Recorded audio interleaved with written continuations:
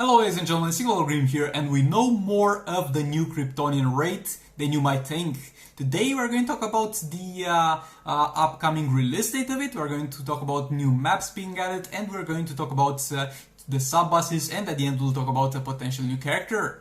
So with all that being said, huge massive thanks to Pratik and as well to Hello Lazy for the huge donations they done on the last video premiere. I can't be thankful enough to you guys. And if you enjoyed the video, hit the subscribe button, hit that bell button, and let's get into it.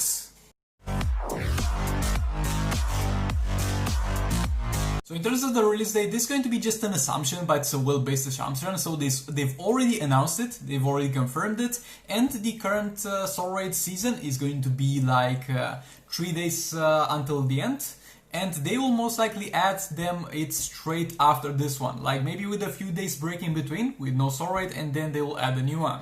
Because they wouldn't announce it more than a week ahead of time, and this Dark Side one is here to stay for 3 or 4 more days, and there will be most likely a break in between them, and this will come. And after this comes, it will either stay for 1 month and then start into having 2-week cycles like the Apocalypse did, or it will be just straight only 2 weeks and then Apocalypse comes and then Kryptonian comes, Apocalypse, Kryptonian, and we just get the cycle like that, cycling in between them forever, or until a new Soul Raid gets added and that gets added into a cycle.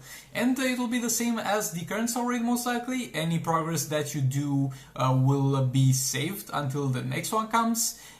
If you kill that specific sub-boss, if you just damage him, they will regenerate the health until the next one. But yeah, with that being said, let's take a look at the new maps that might be added.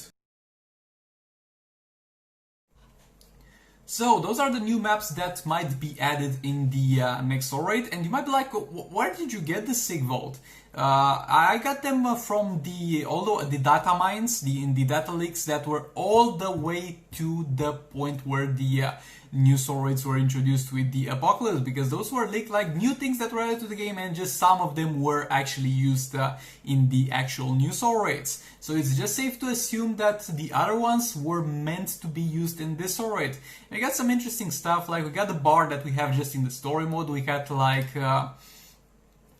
fights in Atlantis, and we got one in Metropolis, in front of the statue of the superhero. We can see this one in challenges as well, and we got something that looks like the Batcave. But yeah, with all that being said, let's get into the potential sub-bosses. Sig Vault, how do you know the potential sub-bosses? Well, when the last Soul Raid was released, there was, let's say, leaked a list with some characters, and people were like, well, what's up with this list? What is this meant to be? And then they came to figure out that all the characters that were in the Apocalypse Soul Raids were on that list of characters. But there were a few characters that were still left out from that specific list of characters. And those characters are most likely going to be the sub-bosses for this Soul Raid, since all the sub-bosses in the Dark Side Soul Raid were also mentioned on the list. So it's only safe to assume that the one that didn't make it to the first list are going to be the new ones that will be added right now. And we have, first of all, Amazonian Wonder Woman. Not very eager to fight her because she's got the super shield. Then we got our boy Primal Swamp Thing. Let's go, bring the Swamp Thing. That will be such an easy fight to fight. That will be such an easy fight. Then we got also normal Swamp Thing, so we might have 2 Swamp Thing bosses. That's not uncommon since we had in the previous Soul Raid like multiple Poison Ivy bosses. But yeah, the Swamp Things, I'm very looking forward to them because they will be so combo interruptible. Then we have Powered Supergirl. This one might actually be kind of annoying, like all Supergirl characters are, because they got that special one. The only thing I can hope is that it's a lower tier boss, so you can just be done with it pretty quick. And then it comes a pretty rough one. Energized Starfire.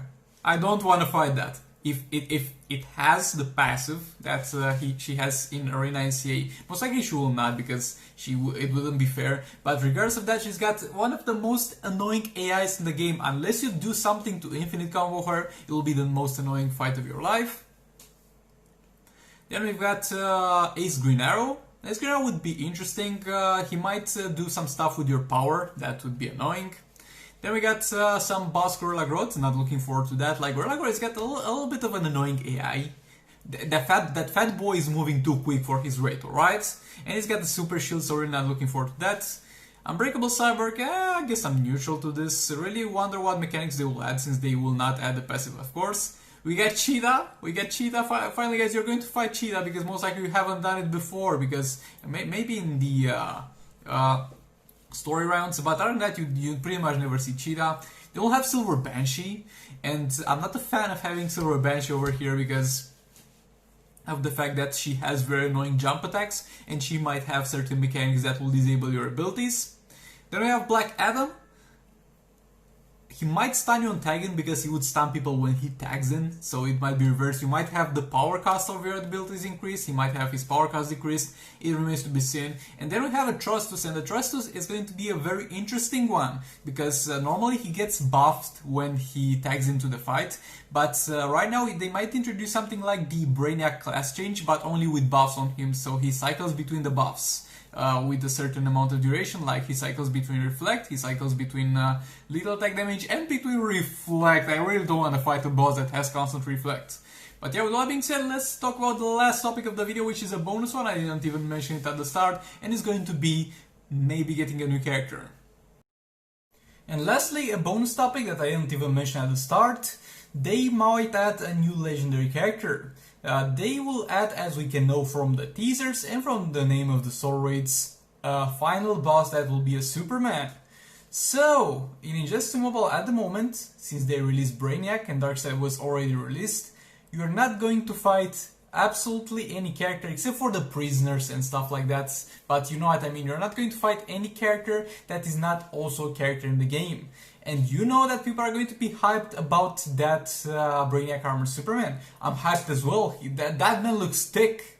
And they will most likely not miss the opportunity to make money off of it. And they will most likely also make him a legendary character. It would be amazing if you would get him as a legendary character when you complete the Soul Raids, or get some shards for him and unlock him as you gradually move up in the difficulties of the new Kryptonian Soul Raids. But that remains to be seen. But what is almost certain is that maybe not on the release of the Soul Raids, likely not on the release of the Soul Raids, but later on we will get that Brainiac Armored Superman as a legendary character. And another new legendary character that might come out is the other Brainiac Armored characters. Because in the game there's an alternate version or alternate ending where he takes control of Supergirl and Batman, and he also puts a Brainiac mind-controlling armor on them.